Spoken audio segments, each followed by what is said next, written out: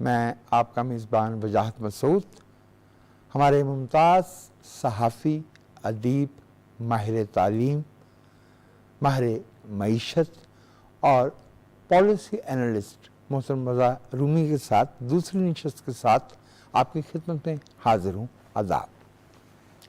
रज़ा भाई, बहुत शुक्रिया। मुझे मालूम है आपके टाइम कंस्ट्रेंट का। ये फरमाइए कि अगर मैं गलती नहीं करता तो जो आपका घराना है उनकी जो प्री पार्टीशन ओरिजिन है वो तो अमृतसर से है। जी, मेरी वालिदा का जो फैमिली थी वो अमृतसर में मुकीम थी। क्योंकि मेरे नाना का कारोबार था कलकत्ता में और अमृतसर में, और कलकत्ता में वो जाकर चमड़े का कारोबार, आपको पता है उस वक्त बहुत मुसलमान जो बिजनेसमैन थे, खुसूसन ये 20वीं सदी के पहले जो पहले हाफ में ये कारोबार ही पीक पे था। और अमृतसर में था कारखाना, वहाँ से बनता था, फिर वो कलकत्ता तक जाके बिक के बहरी जहाज़ों में आगे जाता था। तो ये था, वो लोग तो हिजरत करके आए, लेकिन जो मेरे वालिद की फैमिली थी, हम उनका ताल्लुक लाहौर से है। लाहौर शहर में 500-600 साल से शालमी में मेरी दादी का घर था, और अंदरून लाहौरी और भाटी में हमारे दादा की फैमिली थी मौजूद। तो इसलिए शालमी के लकड़ी के बने हुए मकानों से जो धुआं उठा है वो आपकी किताबों की सतरों तक पहुंचा। बिल्कुल, बहुत आपको याद है। बिल्कुल जी। लेकिन अमृतसर से और कलकत्ता से और लाहौर से इस रिश्ते के होते हुए जब आपने अपनी पहली किताब लिखी 2011 गालबन जी, उसमें मुकम्मल की थी, डेली बाय हार्ट जी। तो ये आपने ऐसे जो ट्रेजर ट्रोव्स थे तमद्दुन के, सकाफत के, उन्हें छोड़ के दिल्ली का इंतखाब, तो ख़ास वजह? जी, ख़ास वजह तो इस तरह से था कि मुझे पहली बार जाने का इत्तेफाक हुआ था 2005 में। तो मैंने आपसे पहले अर्ज़ किया, पिछले प्रोग्राम में मैंने अर्ज़ किया था कि मैं एशियन डेवलपमेंट बैंक में काम करता था और फिलीपींस में मुकीम था। वहाँ पर एक प्रोजेक्ट के सिलसिले में, चूँकि वीज़ा तो वैसे मिलता ही नहीं, आपको पता है कहाँ मिलता है पाकिस्तानियों को, तो वो एक सरकारी वीज़ा था। और जब मैं वहाँ गया, वो एक हफ्ते या 10 दिन का मिशन था, मिशन सो कहते थे वहाँ पे जाके प्रोजेक्ट। तो मैं एक टीम का हिस्सा था। मेरे एक इंडियन कॉलीग थे, एक जापानी थे, एक बेल्जियम की वकील थी। तो हम लोग गए और वो पहला मेरा था दिल्ली का सफ़र, और मैं स्ट्रक, जिसे कहा जाए ऑ स्ट्रक हुआ। और वो इसलिए होगा, एक तो वो बिल्कुल लाहौर से इतना मिलता जुलता था कि मैं उस वक्त लाहौर में नहीं था। आपको पता है, ये मेरी एक अलग माजरा है कि मैं लाहौर से इश्क भी उतना है। लेकिन फिर मुझे दिल्ली की जब मैं वहाँ पे घूमा फिरा, और फिर मेरा 2005 से उस साल 2006 मुस्तकिल आना जाना रहा। फिर उसके बाद ये हुआ कि मैंने लिखना शुरू कर दिया हुआ था।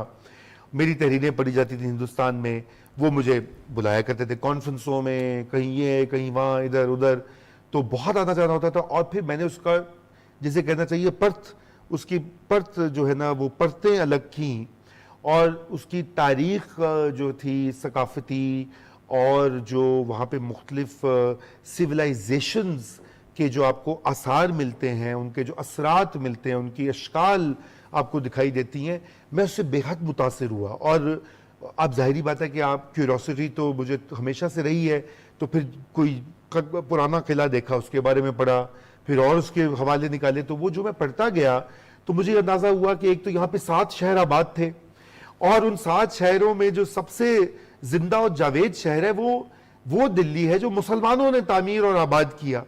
और वो सारे हवाला जात जो पाकिस्तान में हम जैसे उर्दू ज़बान, मसलन हम कहते हैं जी हमारी कौमी ज़बान उर्दू है, अच्छा वो है बिल्कुल है भाई, बिल्कुल है। लेकिन उसकी जो दिल्ली में जो उसका रोल है वो वहाँ पे हुआ। फिर मुझे ये पता लगा कि निज़ामुद्दीन औलिया का जो दरगाह है और उसके इर्द गिर्द जो बस्ती है वो कितनी कदीम है, 12वीं-13वीं सदी से कायम है। और वहाँ पे जो ये खाना, बस्ती निज़ामुद्दीन ही कहलाती है, बस्ती निज़ामुद्दीन ही कहलाती है, बिल्कुल। और वजाहत साहब, नान कबाब जो है वहां भी वो बनते। अब आपको होता नान कबाब हमारे यहाँ बचपन से हमारे ही घरों में मंगवाए जाते थे, कुछ नहीं तो कहते नान कबाब मंगा दो। मैं लाहौरी हूँ, नहीं बताइए मुझे। आपको पता है, अब नान कबाब के बगैर हमारा गुजारा ही नहीं होता।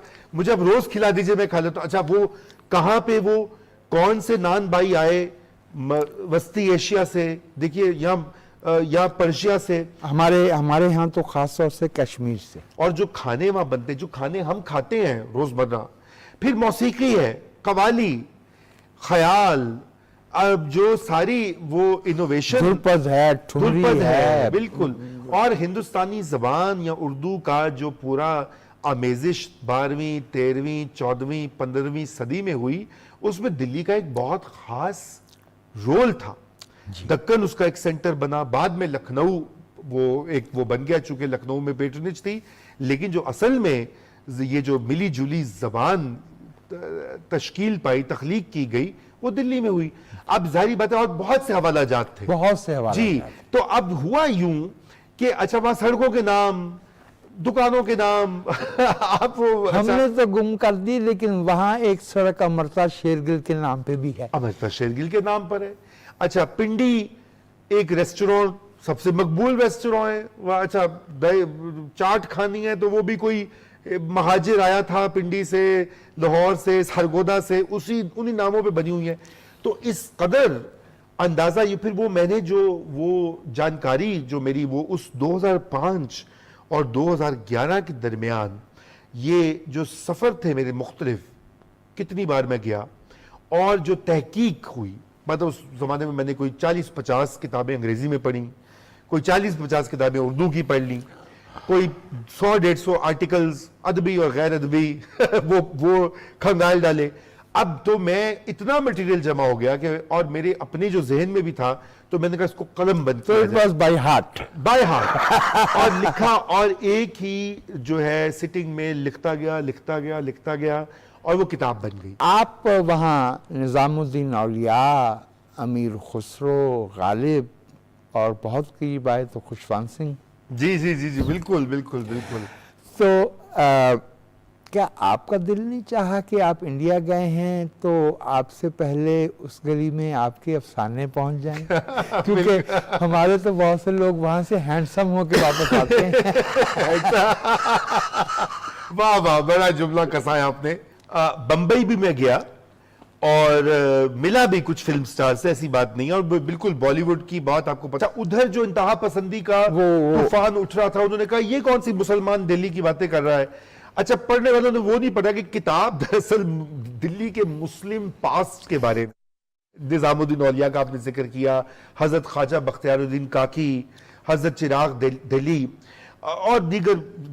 दिल्ली तो 22 ख्वाजा की चौखट कहलाती है, तो 22 से भी कहीं ज्यादा नंबर है वैसे, वो मैंने भी खुद काउंट किया था। तो वो मैं, अच्छा, और फिर तसव्वुफ से मेरा चूंकि एक लगाव है, इल्मी सतह पे भी, फलसफियाना सतह पे भी, और एक जिसे कहना चाहिए प्रैक्टिशनर भी हूं मैं। प्रैक्टिशनर इसलिए कि मैं ये समझता हूं कि तसव्वुफ एक बहुत ज्यादा एक आलमगीर और एक कॉम्प्रिहेंसिव, एक जामे जाविया और नजरिया है जिंदगी को देखने और समझने का। यानी कि आपको इंसानी मसावात का जो एक सबक दाता साहब पे जाके मिलता है, वो आपको कहीं और नहीं मिलेगा। एक दरगाह है जहां पे लोगों के सोने का बंदोबस्त है, खाने का बंदोबस्त है, रोटी, कपड़ा, मकान, और वो रवादारी का और बिलोंगिंग का। तो मैं बचपन से दाता की नगरी में रहने वाला हूं, और मेरी इंडक्शन ही मैं समझता हूं कि वो एक तहजीबी सतह के ऊपर दाता साहब पे हुई। और उसकी वजह मेरी दादी भी जाती थी, मेरे वालिद भी लेके जाते थे। मैं खुद जाता हूं, मैं लाहौर आता हूं, सबसे पहला मेरा काम ये होता है कि मैं दाता साहब जाके हाजिरी देता हूं, और वो हाजिरी देता हूं, देखता हूं, बैठता हूं, वो सेंस करता हूं, माहौल को एब्जॉर्ब करता हूं। किताब के बारे में मैं एक और जुमला ये कह दूं, और बहुत अहम बात है। तो अगर आप देखें कि एक तहजीबी विरसे में, जिसमें कि एक रूहानियत का जो आप कह दीजिए तरीकाकार है, तरीकत है रूहानियत की, वो भी मुश्तरक है। वो इसलिए मुश्तरक है, सिखों के सारे मकामात, मजहबी मकामात यहाँ हैं भाई हमारे, चाहे ख्वाजा गरीब नवाज हो अजमेर में, जी, महबूब इलाही हो निजामुद्दीन औलिया, वो हिंदुस्तान में है।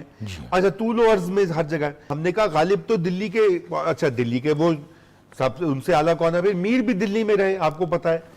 अच्छा, इसलिए तो उनको कहना पड़ा था। हाँ बिल्कुल, दिल्ली जो एक शहर था आलम में इंतखाब, बिल्कुल, वाह वाह वाह, उसको फलक में लूट के वीरान कर दिया। हम रहने वाले हैं उसी उजड़े दयार के।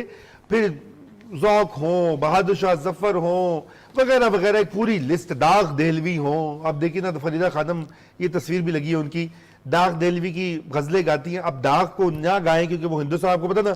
फिर एक आपको पता है पाकिस्तान में, और यही एक बहस कितने साल चलती रही कि कवाली इंडियन है कि पाकिस्तानी।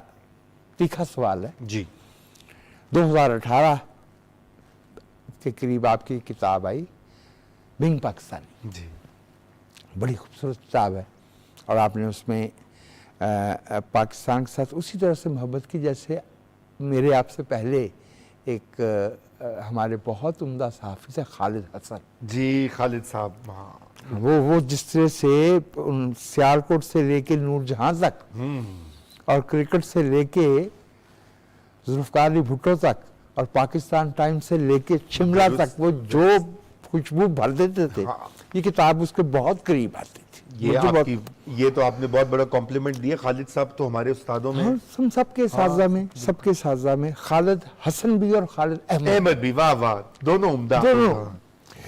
अच्छा भैया, इस किताब में आपने वादी सिंध की रवायत में जी औरतों की सकाफती तवानाई का जो तस्वुर है उस पर बहुत जोर दिया है। वो मारवी मरीर वाली से लेके अलिट पंडिसन जी बख्तावर तक आ जाती है, बेनज़ीर भुट्टो से लेके सिंधियानी तहरीक तक आ जाती है।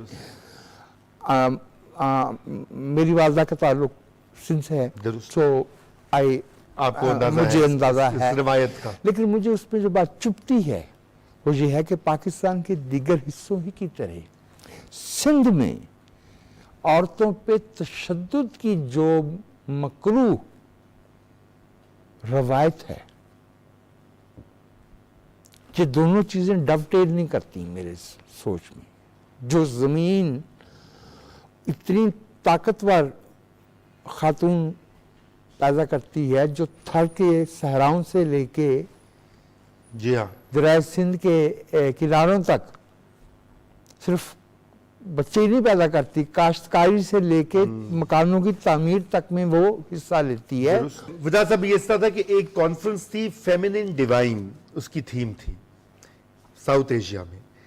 तो वो अब आपको पता है वो हिंदुस्तान में और श्रीलंका में और भूटान में, नेपाल में, तो देवियों का जो पूरा पूजा पाठ और जो तस्वुर है, तो उसके ऊपर तो बहुत कुछ कहा। अब मैंने सोचना शुरू किया। मैंने कहा कि मुझे उन्होंने मदऊ किया कि आप पाकिस्तान की नुमाइंदगी करें।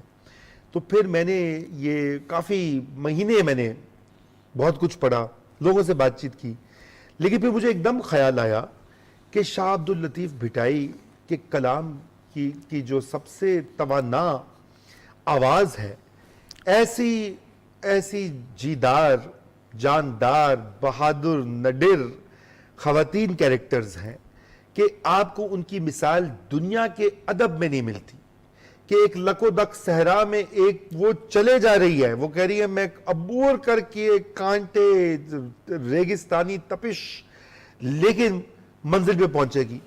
अच्छा, वैसे तो हमारे पंजाब में भी अगर आप हीर रांझा का देखें तो अब रांझा जो है, रांझा तो बड़ा मुनफिल है यानी दबता। अच्छा, दुनिया भर के लिटरेचर में, चूंकि लिटरेचर में आप जी तो खुद अदीब हैं, तो आपसे बेहतर मैं कैसे इसको बयान करूं, चूंकि वो किरदार की रूह तक पहुंच जाता है। जी, शेक्सपियर के यहाँ भी लेडी मैकबेथ जो है वो मैकबेथ से कई तगड़ी है जी, डाडी है, ठीक है ना जी बिल्कुल। आप वो मिर्जा और साहबा में देखें कौन दलेर है, बिल्कुल बिल्कुल। सोनी और महिवाल में देखें कौन दलेर है, बिल्कुल। और हीर, मैं कहता हूं अब हीर देखे ना, हीर तो हमारे पंजाब की रिवायत का वो इस्तारा है कि हीर की तपस्या और हीर की सोच और इंटेलेक्ट और रूहानी जो उसकी डेप्थ है उसका कोई मुकाबला ही नहीं कर सकता। राजा ने आपने एक मजमून लिखा था मंटो की खातीन के बारे में, खवातीन के बारे तो में। आप देखिए कि मंटो यानी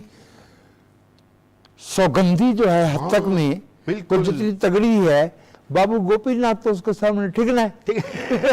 अच्छा, वो भी एक कॉन्फ्रेंस के लिए लिखा गया था। मंटो पे एक कॉन्फ्रेंस हुई वहां पे हिंदुस्तान में नेहरू सेंटर में, तो उन्होंने मुझे कहा कि आप, मैंने शायद कुछ तराजुम किए थे एक दो, तो उन्होंने कहा कि आप आइए। तो मैंने कहा इस पे लिखना चाहिए, बिकॉज ऐसी कैरेक्टर मोजेल यस जो अपनी जान का नजराना पेश कर देती है, आप अंदाजा करें, आप इसकी अब मेटाफर देखें। अच्छा, ऐसे ऐसे कैरेक्टर आपको मिलते। तो anyway, coming back to Sindh, और फिर वो वक्त था कि मुझे एक्चुअली एक दो बार सिंध जाने का इत्तेफाक भी हुआ, और मैं गड़ी खुदा बख्श भी गया, और मैं और दीगर जगहों पे गया। तो मैंने देखा कि वो जमाना था कि बेनज़ीर भुट्टो की शहादत हुई थी, एक दो साल हुआ था, और मैंने देखा कि वहां पे एक आइकॉनिक स्टेटस, जैसे आपको पोस्टर, तस्वीरें बड़े बड़े, अच्छा वो, और मैं जब शाह अब्दुल लतीफ़ भिटाई के, अच्छा आपको पता है शाह अब्दुल लतीफ़ भिटाई के मज़ार पे भी मुझे दावतनामा यूं मिला कि उन्होंने मेरे कुछ उनकी नज़मों की ट्रांसलेशंस पढ़ी और मुझे दावत दे के बुला लिया, भिक्षा बुला लिया, भिक्षा बुला लिया। भिक्षा बुला तो मैं वहां गया। अब मैं वहां जब भिक्षा गया तो वजाहत साहब, मैंने क्या देखा कि वहां पर जो हार बेचने वाले, वो जो फूल बेचने वाले, और वहां पे हर जगह बेनज़ीर के पोस्टर्स हैं, और उनकी तादाद जो वहां पे हमारी ये जो पोस्टर्स होते हैं ना, जो तसव्वुराती सूफिया के, ऐसे ही हैं, उनसे ज्यादा बेनज़ीर भुट्टो के थे। अच्छा, मैं बहुत इंट्रीग हुआ, मैंने उनसे पूछा क्यों, उनका ये बहुत बिकते हैं। लेकिन मुझे ज्यादा ये हुआ कि बेनज़ीर भुट्टो शहीद एक आइकॉन, जिसे कहा जाता है अंग्रेजी में, वो एक बनकर उभरी अपनी शहादत के बाद। और फिर बख्तावर और भुट्टो साहब भी बिल्कुल। तो मैंने फिर उसको जोड़ा कि तहजीबी तौर पर खवातीन हीरोइन जो है वो एक मज़ामत का मुस्तकिल इस्तारा है, उसको फिर मैंने जोड़ा, और उसकी एक तरह से काली से लेकर आज माई बख्तावर जो अंग्रेजों के सामने खड़ी हो गई थी, और बेनज़ीर भुट्टो जो के डार्कनेस के सामने खड़ी हुई थी, एक शमा की सूरत, वो आज जिंदा हो जावेद है। तो मैंने उसको लिंक किया। अब हकीकत में क्या है, देखिए ये तो रोमानवी तसव्वुराती फलसफियाना रूहानी ख्यालात हैं। अब हकीकत तो आपने बड़ी तल्ख बयान की है, वो दुरुस्त है। ये जो जिसे ये डिसऑनरेबल किलिंग्स मैं उन्हें कहता हूँ, ऑनर किलिंग्स तो गलत ये लफ्ज है। कन्वर्जन्स हैं, विनी है, स्वारा है, पता नहीं कुरान से शादी है, भाई इन चीजों की क्या, लेकिन वो उसका ताल्लुक सारे का सारा जिसे मोड ऑफ प्रोडक्शन और वसाइल की कंट्रोल और जमीन से है। यस, जागीरदाराना निज़ाम की जो बदतरीन मुजाहिरा है, वो आपको इन बदअमालियों में दिखाई देता है कि ये फोर्स कुरान से शादी करनी हो। मुझे याद है एक जंगल ड्रामा था नूरुल हुदा शाह का पीटीवी पे, जिसमें कि ये मैं स्कूल में था उस वक्त, मुझे पहली बार ये पता लगा। आप देखिए, तो इस तरह की जो रिवायात थी वो जुड़ी हुई है ओनरशिप, लैंड ओनरशिप से, और पेट्रियार्की, जो कि आपको पता है जैसे वो मारिज़े पेट्रियार्की इन इटसेल्फ, बिल्कुल। तो वो मेरे ख्याल से वो उसका ताल्लुक वहां पे है, और इन्हीं चीजों के खिलाफ जो मज़ामत भी हो रही है सिंध में। बेनज़ीर भुट्टो तो सबसे रोशन और ताबनाक मिसाल थी, लेकिन उसके अलावा आप देखिए नफीसा शाह, इतनी लाइक फाइक एक हमीदा खोड़ो हमारी दोस्त थी, अल्लाह उनको जन्नत में जगह दे। और नफीसा जो है उन्होंने तो किताब लिखी है इसके ऊपर, पीएचडी थीसिस उनका इसके ऊपर है, और वो अभी इसके ऊपर बड़ा काम कर रही हैं, बड़ी आवाज में आपने नोट किया कि जो खातिन सहाफ़ी हैं जी, अच्छा, जहां मर्द छोड़ के चले गए, जी बिल्कुल, महनाज रहमान वही है, अनीस हारून वही है। अनीस हारून का मैं जिक्र करूंगा, फहमीदा आपा, फहमीदा रियाज, कौन मज़ामत का इस्तारा है, कौन बन गए, और शरी रहमान, जिन्होंने बहुत सारी शैला रजा, बिल्कुल, फौजिया वहाब जो कि वो भी वहीं के रहने वाली पॉलिटिकल एक्टिविस्ट जी। अच्छा, मुझे कभी कभी ये लगता है कि जब हम ये कहते हैं ना कि खातिन की मज़ाहमत, मुझे ये लगता है कि इसको ज़रा उल्टा ना करके देखें, flip side of the coin, women have been the architects of civilization. बहुत उम्दा बात कही आपने। और जो मज़ाहमत है ना, ये औरतों की अपनी तामीर की हुई तहजीब और तमद्दन में जो डिस्टॉर्शन है, बहुत एंड व्हेन वी से distortion it means injustice, correct, उसकी मज़ाहमत है। और मज़ाहमत वही करता है जिसने बनाया हो, जो ओन करता है, जो रीबैलेंस करना चाहता है माशरे, जो रीबैलेंस करना चाहता है, जो बैलेंस रेस्टोर करना चाहता है। बिल्कुल। कि मैं पहले एक हिजरत तर्क करके फिलीपाइन से यहाँ आया था, मुंतकिल हुआ था, सब कुछ नौकरी छोड़कर यहाँ पे एक नई जिंदगी आबाद की, एक नई करियर और ये और वो। आई रिकॉल दोस डेज, जी, आप हमारी मुलाकात हुई थी। 2008-2009 में बैठा करते थे और बातें बिल्कुल। होती थी। तो मैं आ चुका था, मैं तो अपनी तरफ से मैंने कहा अब तो मैं यहीं रहूंगा जी। और अब बस मैंने यहाँ पे तब्दीली लानी है, ये करना वो करना, वो फिर रियलिटी चेक हो गया, तल्ख हकीकतें दुनिया की वो आ गई। लेकिन वो बहुत तल्ख तजुर्बा था, लेकिन एक लिहाज से फिर वो आपको पता है कि वो शायद जो कुछ होता है उसकी एक स्कीम होती है ज़िंदगी में। तो वो फिर ये हुआ कि आपको कुछ तन्हाई भी मिल जाती है, कुछ डिस्टेंस भी मिल जाता है, कुछ जी हाँ, मौका, मुझे फिर ये मौका मिला कि मैंने फिर तालीम और तदरीस की तरफ अपनी तवज्जो बहुत बहुत की बहुत और अपने आप को, जहन को भी बदला, अपने रुझानात को बदला, अपनी सोच को बदला। क्योंकि आपको पता है, आप तो खुद एक मौलम है, कि ये बड़ा एक मुश्किल काम है, मुश्किल होता है। हाँ, ये आसान लोगों को लगता है कि जो हो उनका ये ख्याल है कि वहाँ पे जो है ना, वो कोई हमारे लिए दस्तरखान पे आके बैठा होता है, स्टफ। और अहम बात ये है कि over here more often than not it's easier to make a difference. जी हाँ, बिल्कुल, उधर बहुत मुश्किल डिस्टेंस, वहाँ पे फासले से बैठ के फर्क पैदा करना यहाँ पे मुश्किल हो जाता है। और वहाँ पे हमारे लिए चूंकि हमारी रूट्स उस तरह से कहीं अनकहीं देखी, यहाँ तो हम किसी घर में दाखिल हों तो दरवाजे के अंदर दाखिल होते बता सकते कि इस घर में मईशत क्या है, मुआशरत क्या है, रहन सहन क्या है, क्योंकि ये हमारे अंदर उतरा हुआ है। तो वहाँ तो हमें नहीं पता चलता। बिल्कुल सही, क्योंकि वो हमारे लिए सकाफत इसी का नाम होता है, इसी का नाम होता है। बिल्कुल। नाज़रीन, मुसन्निफ, अदीब, उस्ताद, मुअल्लिम, माहिर मईशत, पॉलिसी कंसल्टेंट मोहतरम रज़ा रूमी के साथ हमारी गुफ्तगू जारी है। एक वक्फे के बाद दोबारा आपकी खिदमत में हाजिर होते हैं।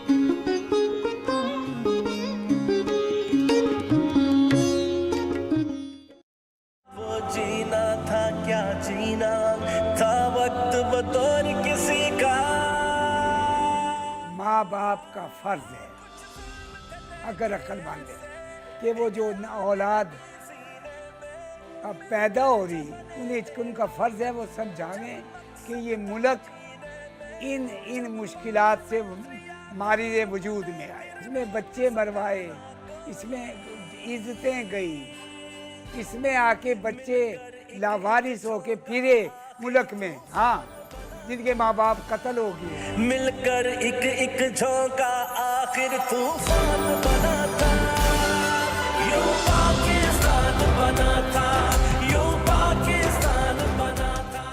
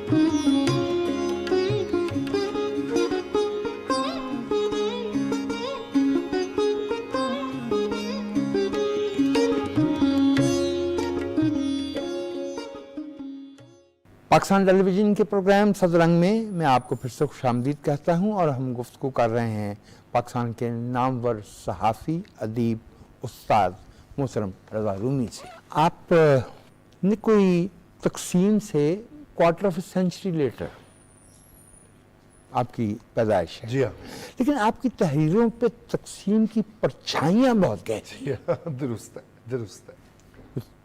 बहुत आपने ये अहम सवाल किया है और मैं समझता ये हूँ कि हसास होना है या it is a political narrative as well? मेरे ख्याल से बिल्कुल दोनों चीजें हैं, बल्कि और भी कुछ उसमें अवामिल शामिल है। देखिए, पहली तो ये बात है, मैं आपको सादा सी बात ये कहूं कि पाकिस्तान के, जैसे भी हम जिन्ना साहब की तकरीर का जिक्र करे थे, पाकिस्तान को समझना और यहाँ पर रहना, वो उसको समझने के लिए जाहिर बात है जो फाउंडेशनल मसाइल और साल हैं वो बहुत ज़रूरी हैं। जो कुछ 1940 से 1950 तक हो रहा था पाकिस्तान और इस खत्ते में, अगर आप उसकी जानकारी नहीं है तो आप आज के पाकिस्तान को नहीं समझ सकते। और उसके लिए कुछ आप उसकी ना उसको आप उसका तज्जिया कर सकते हैं, ना उसके लिए कुछ आपको आगे बेहतरी का सोच सकते हैं, क्योंकि कुछ मसाइल ऐसे हैं वहाँ पे अवाइल में जिनको ठीक करना लाजिम है। वो उसका हमने कुछ जिक्र भी किया। अच्छा, दूसरी चीज़ मैं आपको सच्ची बात बताऊं कि अदब का ये असर है। उर्दू अदब का जो मुताला है उसमें जो तकसीम के बारे में हमने पढ़ा और पढ़ते गए, वो उसकी बहुत गहरी छाप थी। और अगर आप नौजवानी में और बचपन में, लड़कपन में वो पढ़ते हैं तो वो आपके जहन से निकलता नहीं है। कुर्तुलाइन हैदर की जो तहरीरें हैं, मंटो बिल्कुल, कौन है जिसने उस पर नहीं लिखा? नहीं लिखा बस। तो वो अब आप देखें ना, वो एक जाविया, फिर आप इंतजार साहब बिल्कुल। तो तकसीम और हिजरत दोनों। अच्छा, अब बात ये कि वो आपके जहन पे वो नक्श हो जाता है कि अदबी जो वो जॉनरा है, फिर उसी वजह से आप फिर मैंने ये भी एक्सप्लोर किया कि जो कि मैं तो एक मुश्तरक तहजीब का मानने वाला हूँ। मैं समझता हूँ पाकिस्तान, हिंदुस्तान, बांग्लादेश की एक ही मुश्तरक धारा है तहजीबी, तो इसलिए उसका जिक्र जरूरी होता है। वजाहत साहब जी बिजा फरमाया। अच्छा रजा, अब हमारे पास कुछ वक्त कम रह गया, मैं चाहूंगा कि कुछ तीखे सवाल हैं जी, जरूर, जरा जवाब उनके हो जाएं। मोहतरम रजा, पाकिस्तान जमहूरी असूलों के मुताबिक मेज पे बैठ के सेल्फ रूल के प्रिंसिपल पे वोट के जरिए हासिल किया गया, लेकिन पाकिस्तान में अक्रॉस द बोर्ड जमहूरियत पे इत्तफाक राय नहीं है, बल्कि जमहूरियत से मखासमत, हॉस्टिलिटी पाई जाती है। क्या वजह है? ये वजाहत साहब, ये तो आपने ऐसा मुश्किल सवाल पूछ रहे हैं कि इसके ऊपर तो घंटों बात की जा सकती है, लेकिन बुनियादी तौर पर 3 अवामिल है। देखिए, मैं वही आपसे जो इब्तदाई हमारी गुफ्तगू हुई, रियासती तरजीहात और माशरती बुनत, 2 ही चीज़ें हैं जिनका मैं पहले जिक्र करूँगा। रियासती तरजीहात ये हैं कि पाकिस्तान, आपको पता है कि जब बना तो एक कमज़ोर सिविल सोसाइटी और कमज़ोर पॉलिटिकल सोसाइटी थी, जबकि यहाँ पे एक बहुत ही मजबूत ब्यूरोक्रेसी थी। और अफसर शाही ने पाकिस्तान को कहा कि हम उसको चलाएंगे बिल्कुल अंग्रेज़ की कंपनी बहादुर के तर्ज पर, ईस्ट इंडिया कंपनी से जो लेकर इस्कंदर मिर्ज़ा तक वो ही अंदाज में उन्होंने चलाया। उसके बाद आपको पता है कि और दूसरे ब्यूरोक्रेट्स आ गए सामने। अब इनका कोई ईमान नहीं है जमहूरियत में, और इनकी कोई लेगेसी भी नहीं होती। ये कंटेम्पचुअस है जमहूरियत के बारे में। मैं चूंकि सिस्टम का हिस्सा रहा हूँ, एक रियासती छोटा सा आला कार रहा हूँ माजी में, मैं जानता हूँ कि जमहूरियत के बारे में, सियासतदानों के बारे में किस तरह के ख्यालात पाए जाते हैं। सभी को चोर करप्ट समझा जाता है, सभी को नाअहल समझा जाता है, सभी को खुद गर्ज समझा जाता है, सभी को गैर मोहिब्बुल वतनी का सर्टिफिकेट तो पहले खुल के दिया जाता था, अच्छा अभी भी दिया जाता है, तो सभी को गैर मोहब्बे वतन समझा जाता है। अच्छा, अब मसला है कि अब आप क्या करें इसका। एक तो ये होगी तरजीहात, अब ये डोमिनेंट सेक्शंस हैं आपकी सोसाइटी के। दूसरा, इन्होंने आपका निसाब भी लिखा है, आप तालीम और तदरीस वो करते हैं। अब जब अपने बच्चों को दो जनरेशन से 1980 से जब निसाब में जी, तब्दीलियां जी, आई जी। हैं, आपने उनकी ज़हन कर दी है कि जमहूरियत तो बेकार है, ये सियासतदान तो और अब तो वो बच्चे उस्ताद हैं खुद, वो उस्ताद हैं, बिल्कुल जनाबे they are in their late 50s। वो ना सिर्फ उस्ताद हैं, वो सिविल सर्वेंट्स हैं, वो प्रोफेसर्स हैं, वो स्कूल टीचर्स हैं, हेड मास्टर्स हैं, मीडिया में हैं, वो Exactly. बैरून पाकिस्तान जो ओवरसीज पाकिस्तानी का बल्क उस जमाने में 80s में एजुकेट हुआ है मेरी तरह, मैं वहां रहता हूं। जिन लोगों को जमहूरियत की खराबियां इतनी बारीकी से नजर आती हैं, जी। वो ये नहीं देख पाते कि हमारे यहाँ ओवरऑल जी दयानत की शरह क्या है, क्या शरह है? मुआशरे में। बिल्कुल। तो किस्सा मुख्तसर ये तरजीहात है। अब माशरे की बुनियाद भी देख लीजिए, हमने पेट्रियार्की का पहले जिक्र किया। हमारे यहाँ एक अथॉरिटेरियन कल्चर है और वो पावर कल्चर है, पावर कल्चर, काइनेटिक पावर। जी। घर में वालिद जो है उसके कहते हैं कि अच्छा वालिद वो होता है जो कि बच्चों को वो देखे सोने का निवाला दे लेकिन देखे शेर की निगाह से।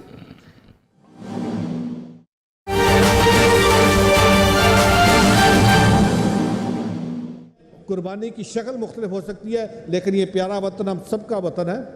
और हम 3 दिन बाद जब यौम आज़ादी मना रहे होंगे तो हम क्या पैगाम दे रहे होंगे? हम दुनिया को क्या पैगाम बताएंगे कि हमारे अंदर रिलीजियस इनटॉलरेंस इतनी ज़्यादा है कि हम किसी और को बर्दाश्त नहीं करते। हम उनको घर से बाहर निकालते हैं, घर से बाहर निकाल के उसको ज़िंदा जला देते हैं, उसको हम बलि पे चढ़ा देते हैं, उसको कोई पूछने वाला नहीं है। ये बीइंग अ स्टेट, ये मेरे लिए भी एक इस वक्त बहुत बड़ा चैलेंज है, जिस पर हम सब ने मिलकर काम करना है। कुछ दिन पहले मेरी बहन रहीला साहिबा ने यहाँ पे एक रेजोल्यूशन पेश की जब सरगोदा का वाक़या हुआ। उस रेजोल्यूशन पे हम सब ने, अपोजिशन ने भी, टहरी बेंचेस ने भी, हम सब ने उसको आइज कहा, हम सब ने उसको यूनानिमसली अप्रूव किया। तो फिर हम सबको मिलके, मैं एक बार फिर अपोजिशन का शुक्रिया अदा करता हूँ। आज इनकी यहाँ पे मौजूदगी इस बात की गमाजी करती है कि जब माइनॉरिटी की बात होती है हम सब इकट्ठे हैं, तो हम सबको मिलकर इस पर काम करना होगा। मैं ज़्यादा टाइम इसलिए नहीं लेना चाहता, मैं चाहूँगा कि मेरे बाकी जो ऑनरेबल मेंबरान हैं वो अपनी बात करें। मैं इस हाउस को ओपन करता हूँ और मैं चाहूँगा कि आज ज़्यादा से ज़्यादा हमारे ऑनरेबल मेंबरान इस पर बात करें, ताकि जो आज का दिन है जिसका एक मकसद था, आज डिप्लोमेटिक कम्युनिटी यहाँ पर बैठी है, मैंने खुसूसी तौर पर अपनी डिप्लोमेटिक कम्युनिटी को मदऊ किया, वो आएँ, वो देखें कि किस तरीके से हुकूमत पंजाब, मेरा department is committed to serve the minority, to address their issues, to address the challenges we are facing right now, ताकि जब पाकिस्तान की बात हो तो पाकिस्तान का नाम उन लोगों में आए जो यहाँ पे अमन का, मोहब्बत का, भाईचारे का, रवादारी का बात करते हैं, ताकि जो हमारा नारा है खुददार, खुशहाल, खुद मुख्तार पाकिस्तान, ये सब हम जब कंट्रीब्यूट करेंगे तो ये तभी मुमकिन होगा। जी, मैं आखिर में अपने डिपार्टमेंट का खुसूसी शुक्रिया अदा करता हूँ। मैं अपने सेक्रेटरी साहब का खुसूसी शुक्रिया अदा करता हूँ, मैं अपनी एडिशनल सेक्रेटरी का शुक्रिया अदा करता हूँ, मैं अपने डिप्टी सेक्रेटरी का शुक्रिया अदा करता हूँ, मैं अपने एसओ साहिबान का शुक्रिया अदा करता हूँ, मैं अपने ड्राइवर्स का, ऑफिस बॉयज़ का, पीएनस का, सपोर्ट स्टाफ का, सबका शुक्रिया अदा करता हूँ। And let me tell you, जिस तरीके की रवायत मोहतरमा चीफ मिनिस्टर साहिबा ने रखी कि हम सब एक पाकिस्तानी है, पंजाबी, और हम सब अपना अपना प्रोफेशनल हैं, हम we should work like a team work. So let me tell you, मेरी टीम ने जिस तरीके से, मैं जिस दिन से वज़ीर बना हूँ, जिस तरीके से मेरी टीम ने मुझे सपोर्ट एक्सटेंड की, जिस तरीके से मुझे वेलकम किया, इसकी मिसाल मैंने कहीं देखी। मैं डेवलपमेंट सेक्टर का बंदा हूँ। I been serving with many projects of the world bank, serving with development sector for last 25 years. So this is first time कि मैं गवर्नमेंट की उसके ऊपर जाके बैठा हूँ। बट जिस तरीके से मुझे सपोर्ट ना सिर्फ मेरे डिपार्टमेंट के सेक्रेटरी से लेके नीचे तक किया, मैं जिस डिपार्टमेंट में गया हूँ हर डिपार्टमेंट के सेक्रेटरी ने मुझे वेलकम किया, मुझे सपोर्ट किया। तो मैं सबका हमारी जितनी मशीनरी है, चीफ सेक्रेटरी से लेके हमारे एक निचले जो हमारे पीएन तक, ऑफिस बॉय तक, सबका शुक्रिया अदा करता हूँ। और उम्मीद करता हूँ कि आज का ये जो सेशन है ये एक फ्रूटफुल, मीनिंगफुल डिस्कशन होगी और हम माइनॉरिटी के लिए कुछ कर सकेंगे। थैंक यू वेरी मच जनाब चेयर।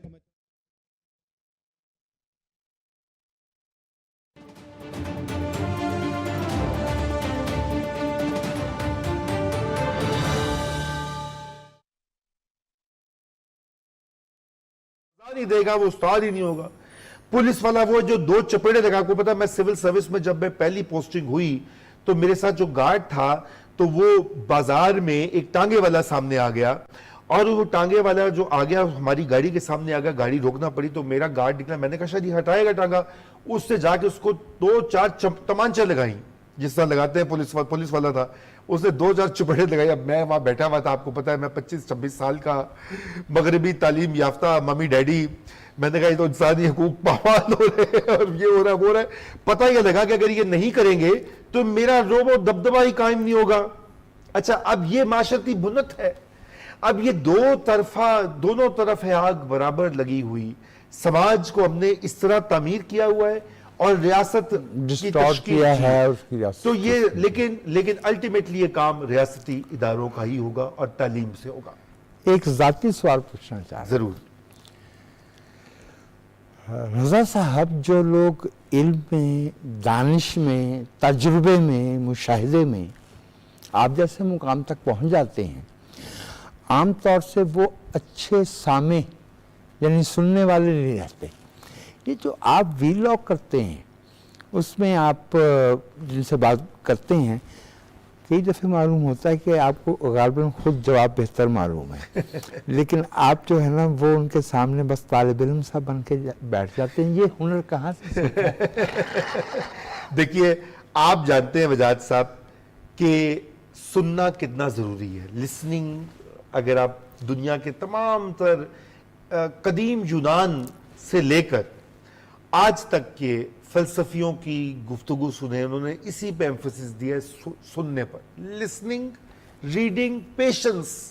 और अगर आप तसव्वुफ की तरफ जाते हैं तो सब्र सबसे अहम एक चीज़ है कि आप अगर इंसानों के साथ कोई रिश्ता होता है तो आपको एम्पथी जिसे कहा जाता है अंग्रेजी में, यस, वो कनेक्शन बड़ा जरूरी है।